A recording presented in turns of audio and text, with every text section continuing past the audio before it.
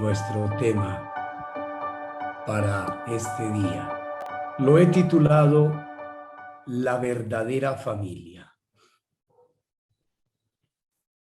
San Agustín, uno de los padres de la Iglesia, un hombre del siglo IV, afirmó sobre el comportamiento como el de los judíos que fueron acusados por el Señor Jesús en la sinagoga de Nazaret, en el tema que vimos anteriormente.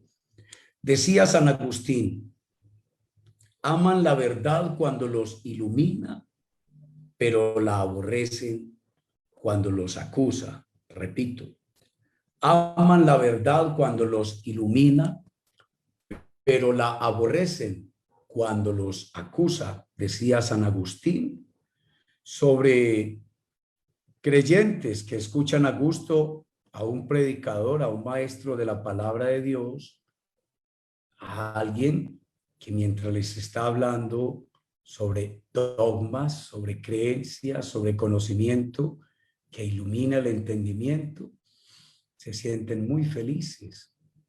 Pero cuando se les da una exhortación, una confrontación, entonces tienden a aborrecer y a rechazar a ese predicador. Eso le pasó a nuestro Señor Jesucristo en Nazaret. Hoy sucede lo mismo cuando la Biblia afirma verdades que contradicen nuestras creencias religiosas y algún predicador nos hace caer en la cuenta. Cuando los nazarenos escucharon hablar a Jesús, al principio les parecieron que hablaba palabras de gracia y sabiduría. Pero cuando los acusó de faltos de fe, como los judíos del tiempo de los profetas Elías y Eliseo, y exaltó la fe de los gentiles, de la viuda de Sarepta de Sidón y de Naamán el sirio, se pusieron furiosos, saltando sobre él para matarlo. Recuerden que lo llevaron a un despeñadero y de allí lo iban a tirar. Y lo llevaron a empujones. Estaban empujando a Dios. Estaban empujando al creador de ellos, al que ellos adoraban en la sinagoga y en el templo. Lo cogieron a empujones y lo iban a matar, al autor de la vida. Qué contradicción y qué contradictorios somos los creyentes. No crean que somos diferentes a los coterráneos de Jesús en nuestro tiempo. Los nazarenos no sabían que Dios se ocultaba en ese humilde carpintero, a quien ellos querían matar cuando les dijo la verdad. Ellos no podían creer lo que escuchaban y veían sobre el humilde y sencillo vecino, hijo de José y María, con sus hermanos y hermanas, como leímos en Marcos capítulo 6, versículo 3, que murmuraban y lo criticaban porque conocían a toda su familia y era el que había crecido, y todo lo que hablaban era para burlarse, menospreciarlo y ridiculizar al Señor Jesucristo cuando hacían todo este tipo de comentarios. Todos ellos miembros de una humilde familia de campesinos, mejor conocidos en Nazaret como los hijos de José, el carpintero, entre los que se destacaba Jesús por haber aprendido el mismo oficio de su padre. Así habló del Mesías Isaías 53, 1 al 3, sobre Jesús de Nazaret, en medio de su familia, de sus vecinos y de sus coterráneos. ¿Cómo lo verían a él? Isaías 53, 1 al 3 dice: ¿quién va a creer lo que hemos oído? ¿A quién ha revelado el Señor su poder? El Señor quiso que su siervo creciera como planta tierna que hunde sus raíces en la tierra seca. No tenía belleza ni esplendor. Su aspecto no tenía nada atrayente. Los hombres lo despreciaban y lo rechazaban. Era un hombre lleno de dolor, acostumbrado al sufrimiento. Como alguien que no merece ser visto, lo despreciamos, no lo tuvimos en cuenta. Advierte Isaías a los israelitas. Y justamente todo Israel vivió esa experiencia, pero primero la vivieron los habitantes de Nazaret, que crecieron con Jesús, despreciándole, rechazándole, humillándole. Por eso cuando los nazarenos oyeron hablar maravillas sobre él, cuando lo vieron y escucharon hablar, no podían creerlo. Así que lo menospreciaron y se burlaron de Jesús abiertamente, rechazándolo como Mesías.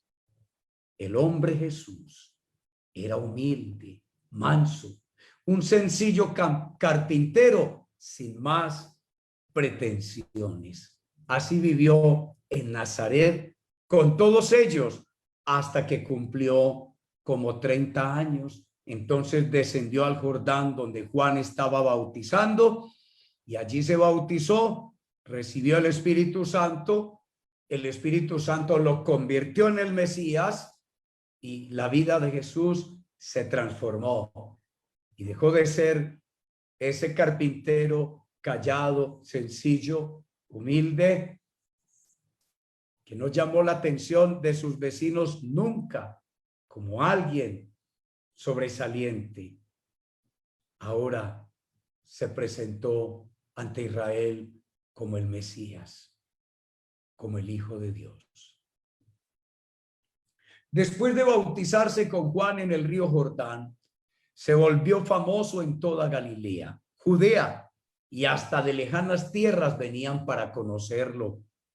Recordemos que en San Juan capítulo 12, unos griegos vinieron a buscar a Jesús. Entonces Jesús entendió que había llegado el momento, que se aproximaba la hora de su partida. Todo lo que hacían hombres de lejanas tierras y de todas partes venían para escuchar la sabiduría, para que Jesús hiciera milagros, pero en Nazaret nadie le creyó. Hasta su propia madre, la Virgen María, que sabía su origen divino, llegó a confundirse con toda su familia y creyó cosas absurdas sobre nuestro Señor Jesucristo. Estamos diciendo lo que dice la Biblia, no lo que nosotros pensamos. Fue entonces cuando comenzó a padecer y a cumplirse en ella la profecía del anciano Simeón sobre lo que sería Jesús para muchos en Israel, para caída y levantamiento y señal que sería contradicha, y cómo una espada traspasaría el alma de la madre del Mesías. Eso lo pueden leer en Lucas 2, 25 al 35. Tal y como lo narra Marcos capítulo 3, versículos 20 al 23 y versículos 31 al 35, que es la lectura en la que hoy nos vamos a enfocar. En Marcos capítulo 3. Yo les he dicho que leyeran Marcos capítulo 3 todo. Ahora vamos a leer aquí solo los versículos 20 hasta el 23 y luego los versículos 31 al 35. Después entró Jesús en una casa y otra vez se juntó tanta gente que ni siquiera podían comer él y sus discípulos. Cuando lo supieron los parientes de Jesús, fueron a llevárselo, pues decían que se había vuelto loco. Por favor, miren esto, amigos. De tanto trabajo que tenía el Señor con tanta gente, ni siquiera podían comer. El aspecto de Jesús era el aspecto de alguien cariacabado, flaco, pálido, y daba la apariencia para muchos de que estaba loco. Sí, y la voz corrió sobre todo en Nazaret, que el hijo del carpintero, el hijo de doña María, estaba loco, que a lo mejor ni se bañaba, con la ropa mugrienta y con 12 peludos de Galilea. Y eso llegó a oídos de la Virgen María y de la familia. Dice, cuando lo supieron los parientes de Jesús, fueron a llevárselo, pues decían que se había vuelto loco. Es decir, a llevárselo es por la fuerza. Eso es lo que da a entender el texto griego. Se lo iban a llevar por la fuerza, como cuando uno sabe que un miembro de la familia está loco y a lo último hasta consiguió una patrulla y lo hace montar en la patrulla con policías y lo lleva al hospital mental. Eso fue lo que la Virgen María fue a hacer con el llamado grupo de hermanos de nuestro Señor. Sigamos leyendo el texto para que vean. También los maestros de la ley, vamos a seguir leyendo desde el versículo 22, dice, también los maestros de la ley que habían llegado de Jerusalén decían, Belcebú, el propio jefe de los demonios, es quien le ha dado a este hombre el poder de expulsarlos. Ustedes se imaginan la acusación que le acaban de hacer los dirigentes religiosos a nuestro Señor Jesucristo por envidia. Decían que Jesús era ocultista, algo así como un hechicero, como un brujo. Dice que Belcebú, el propio jefe de los demonios, Satanás, el diablo, es quien le ha dado a este hombre el poder de expulsarlos. Por envidia veían que Jesús con autoridad expulsaba a los demonios y sanaba a los enfermos. Entonces la competencia se sintió celosa y envidiosa. Y ahí es donde Jesús les advierte sobre la blasfemia contra el Espíritu Santo. Y Él les dice que Él echa a los demonios gracias al poder del Espíritu Santo que está en Él. Ustedes sigan leyendo los versículos 24, 23 en adelante y 24 para que vean hasta el versículo 28 para que vean lo que sigue. Dice Jesús, el versículo 28. Les aseguro que Dios dará su perdón a los hombres por todos los pecados y todo lo malo que digan. Pero el que ofenda con sus palabras al Espíritu Santo nunca tendrá perdón, sino que será culpable para siempre. Por envidia, estos maestros, estos escribas, fariseos, por envidia, habían dicho que el Señor expulsaba a los demonios por el poder de Satanás. Y esa era una blasfemia clara para estos maestros expertos de la Biblia. Y Jesús les acaba de advertir que ese pecado nunca les será perdonado por más que se arrepientan a estos dirigentes religiosos, por sectarios, por envidiosos, por precipitados, por impulsivos. Esto lo dijo Jesús, porque ellos afirmaban que tenía un espíritu impuro y no cualquiera, el jefe de los demonios. Entre tanto, llegaron la madre y los hermanos de Jesús, pero se quedaron afuera y mandaron llamarlo. Acuérdense que la Virgen María vino con este grupo de los llamados hermanos de Jesús, de los que Marcos 6:3 también dice que no solamente tenía hermanos, sino hermanas, a los que aquí acabamos de leer arriba, que eran los parientes de Jesús, y que no nos interesa entrar ahora a discutir este tema de quiénes eran los llamados hermanos y hermanas de Jesús. Pero sí nos interesa ahorita ver que la Virgen María encabezaba a este grupo y se fue con ellos porque oyó decir, recibió noticias de que su hijo estaba loco. Lo acabamos de leer arriba. Y cuando llega al lugar donde estaba, no solo escuchó que estaba loco, sino que el tipo estaba endemoniado, que el tipo trabajaba con el jefe de los demonios, Belcebú, y se lo escuchó decir a sus dirigentes religiosos. ¿Cómo no le iba a creer la Virgen María a sus dirigentes religiosos, a su tradición religiosa en la que había crecido toda la vida, la que había obedecido toda la vida, la Virgen María? Entonces, con mayor razón, animó a los muchachos para que fueran y se llevaran a Jesús a las malas, a la fuerza como fuera para la casa, porque la Virgen tenía el corazón hecho pedazos, partido, porque le dolía el alma, el corazón. Una espada misma había traspasado y dividido su alma y su corazón. Por un lado, la Virgen María sabía que Jesús no era hijo de José, sino que era hijo de Dios, y sabía de todas las cosas sobrenaturales en torno al nacimiento de Jesús, en torno a la crianza de Jesús y todo lo que pasó en el templo cuando él tenía 12 años, cuando se les perdió, cuando cuando Jesús le respondió a la Virgen, que después de encontrarlo le dijo: hijo, ¿por qué nos has hecho esto? Tu padre y yo te hemos buscado con angustia, llevamos 3 días buscándote. Y el muchacho les dijo: ¿y por qué me buscabais? ¿Acaso no sabíais que en los negocios de mi padre me es necesario estar? Y dice la Escritura que la Virgen María guardaba todas estas cosas en su corazón. Pero ese corazón estaba siendo traspasado y ahora, cuando tenía 30 años, se fue de la casa cualquier día, se despidió y se fue al Jordán y no regresó más a la casa.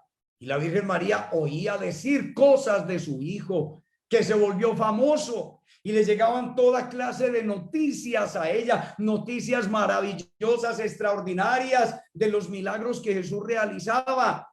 También ella misma promovió el primer milagro en las bodas de Caná. Acuérdense, en San Juan capítulo 2. Entonces, ella escuchaba, veía cosas y a veces se confundía, como en este caso, que se dejó confundir por los cuentos que le echaron, y ahora llega y los dirigentes religiosos dicen que él tenía un espíritu impuro. Y claro, deducen, por eso está loco. Entonces dice el versículo 31, entre tanto llegaron la madre y los hermanos de Jesús, pero se quedaron afuera y mandaron llamarlo. Y lo mandaron llamar porque lo iban a llevar a la fuerza, pero Jesús sabía que venían a llevárselo a la fuerza todos esos hermanos macancudos. La gente que estaba sentada alrededor de Jesús le dijo: tu madre, tus hermanos y tus hermanas están afuera y te buscan. Ah, miren que aquí se sumó el grupo de las llamadas hermanas de Marcos 6:3. Noten entonces Marcos 3:32. Revisen sus Biblias en la casa, vean las diferentes versiones para que vean que esto no lo escribí yo, esto no me lo inventé yo, eso está escrito. La gente que estaba sentada alrededor de Jesús le dijo: tu madre, tus hermanos y tus hermanas están afuera y te buscan. Acuérdense que yo les estoy hablando de los parientes de Jesús. Yo no temo ser refutado, sino malinterpretado. Les estoy diciendo que nos enfoquemos en el hecho de la familia de Jesús, de los parientes de Jesús, de la madre biológica de nuestro Señor Jesucristo y del grupo que todos los evangelios dicen y llaman a un grupo los hermanos y las hermanas de Jesús. Un tema difícil de entender, que discuten los protestantes de una manera y los católicos de otra, pero para mí no tiene relevancia, no tiene importancia, porque eso ni le quita ni le pone nada, ni a la Virgen María, ni a nuestro Señor Jesucristo, nada de extraordinario. Lo único que hace es inscribirlo en la normalidad de un ser humano que creció en una familia común y corriente, solo que nosotros sabemos que Jesús no era hijo de San José, sino de la Virgen María, y que fue concebido por obra y gracia del Espíritu Santo. Entonces vamos a ver qué responde Jesús. Tu madre, tus hermanos y tus hermanas están afuera y te buscan. Él les contestó: ¿quiénes son mi madre y mis hermanos? Jesús sabía que lo iban a llevar donde Jesús reconozca ahí a la Virgen María como su madre y a ese grupo de parientes como sus hermanos. Los hubieran dejado pasar y a Jesús se lo hubieran llevado a la fuerza. Pero vea Jesús cómo se defendió de lo que le iban a hacer la Virgen María y sus hermanos y sus hermanas. Mire cómo se defiende Jesús. Él respondió, versículo 34. Luego mirando a los que estaban sentados a su alrededor, añadió: estos son mi madre y mis hermanos. Dice, mirando a los que estaban sentados a su alrededor. No estaba mirando a la Virgen María y al grupo de sus hermanos y sus hermanas. No, mirando a los que lo estaban escuchando a él, añadió, después de preguntar, ¿quiénes son mi madre y mis hermanos? Entonces, mirando a su alrededor, el Señor señaló, añadió: estos son mi madre y mis hermanos. Pues cualquiera que hace la voluntad de Dios, ese es mi hermano, mi hermana y mi madre. Queridos amigos, esta es la verdadera familia de Jesús. La verdadera familia de Jesús no era consanguínea. La verdadera familia de Jesús son los hombres y las mujeres que en la tierra, desde la época en que Jesús comenzó a predicar y a enseñar el evangelio, recibieron el evangelio. Todos los que recibieron el evangelio, las enseñanzas de Jesús, que obedecían al Padre que le dio a Jesús todo lo que tenía que enseñar y hacer, todos los que hacían la voluntad de Dios, siguiendo las enseñanzas de Jesucristo, se convirtieron en su madre, sus hermanos y sus hermanas. Eso es lo que dice el evangelio. Ahora, eso no le quita a la Virgen María sus derechos legales, jurídicos, biológicos de ser la madre de la naturaleza humana de nuestro Señor Jesucristo. Ella era la madre del Hijo del Hombre. Ella era la madre del hombre. Y gracias a la Virgen María, Jesús era un hombre completo. Era un hombre total, con toda su fisiología, con todas sus condiciones, con toda su sustancia, su naturaleza humana, como va a insistir los escritores del Nuevo Testamento cuando decían que Jesús había venido en apariencia de hombre, que Dios había venido en apariencia de hombre. Era una herejía, a lo que respondieron los apóstoles: no, señores, él vino mediante agua y sangre, que era lo que se creía en ese tiempo, que era la composición de un organismo humano, de agua y sangre. Él vino mediante agua y sangre. Él es de carne y sangre como nosotros, van a decir varios escritores. Él no vino en apariencia, él fue realmente humano. Ahí lo vimos, lo tocamos, lo palpamos. Jesús sentía hambre, fatiga, cansancio. Perdónenme ustedes, Jesús también iba a la letrina a hacer popó. El Señor también defecaba. El Señor tenía todas las condiciones humanas, tuyas y mías, propias de toda la naturaleza, gracias a su madre, la Virgen María. Pero ahora, Jesús había visto cómo, cuando se convirtió en Mesías, sus coterráneos no lo entendieron, sus vecinos no lo entendieron, y hasta llegaron a echarle tantos cuentos a la Virgen María y a la llamada y a sus llamados parientes, grupo de hermanos y hermanas, que llegaron a convencerlos de que estaba loco y hasta endemoniado, que tenía el jefe de los demonios a Belcebú. Eso es lo que acabamos de leer en Marcos 3, y por eso vinieron a llevárselo a la fuerza. Y ahí es donde el Señor Jesús se distancia propiamente de su madre y de sus hermanos biológicos y dice: mis hermanos, mis hermanas y mi madre están aquí, son ustedes, si hacen la voluntad de mi Padre que está en los cielos. Hermanos, ese es el evangelio escrito de Jesucristo, y es más fácil tapar el sol con un dedo que negar la verdad. La verdad. Y cuando la Biblia enseña verdades que van en contra de lo que pensamos, de lo que creemos, entonces nos llenamos de rabia y de furia. ¿Y contra quién se van a enojar ustedes? Contra la Biblia, contra San Marcos, que escribió esto. Ahora, si leen Mateo 13, 55 al 57, se van a encontrar la misma enseñanza. O Lucas capítulo 12, se van a encontrar la misma enseñanza, queridos hermanos. O Hechos capítulo 1, versículos 12 al 14. O Primera los Corintios capítulo 9.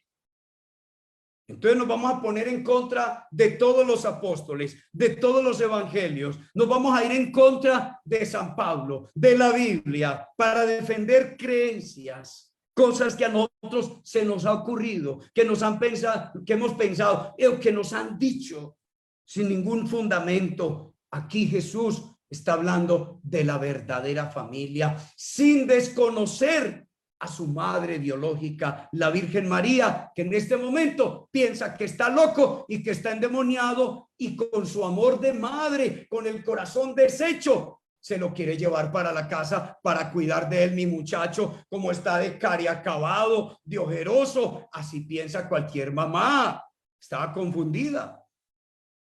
Pero bendito sea Dios, que la Virgen María siguió al Señor Jesucristo en medio de la confusión hasta la cruz, y estaba al pie de la cruz cuando el Señor iba a morir. Lo acompañó hasta la muerte. Y ella, después de que el Señor resucita, no hay un evangelio que diga que el Señor se le apareció a la Virgen María. Se le apareció a María la Magdalena, a las otras Marías, a todas las mujeres, y nunca a su madre. Pero la Virgen María estaba con él y con todo el grupo de los 120. Y eso lo sabemos porque Hechos de los Apóstoles, capítulo 1, versículos 12 al 14, nos muestra a la Virgen María humilde como fue, callada como fue, sencilla. Dice, con los apóstoles y con los hermanos de Jesús, orando y esperando Pentecostés. Y la Virgen estaba en Pentecostés, fue llena del Espíritu Santo, porque todos los que estaban allí, los 120, fueron llenos del Espíritu Santo, y allí estaba la Virgen María. Y la Biblia no nos vuelve a hablar de la Virgen María, no nos vuelve a decir nada. Eso es lo que dice la Biblia de la Virgen María, y nadie puede decir cosas distintas que los evangelios no afirmen y no aseguren. Eso es mentira, cualquier otra cosa que te digan de la madre de nuestro Señor Jesucristo. Queridos amigos, así he compartido un secreto más de los secretos de Dios y del evangelio, abierto, revelado, y que cualquiera puede leer y verificar. Les espero con el favor de Dios el próximo martes en esta hora. Bendiciones para todos y para todas. Chao.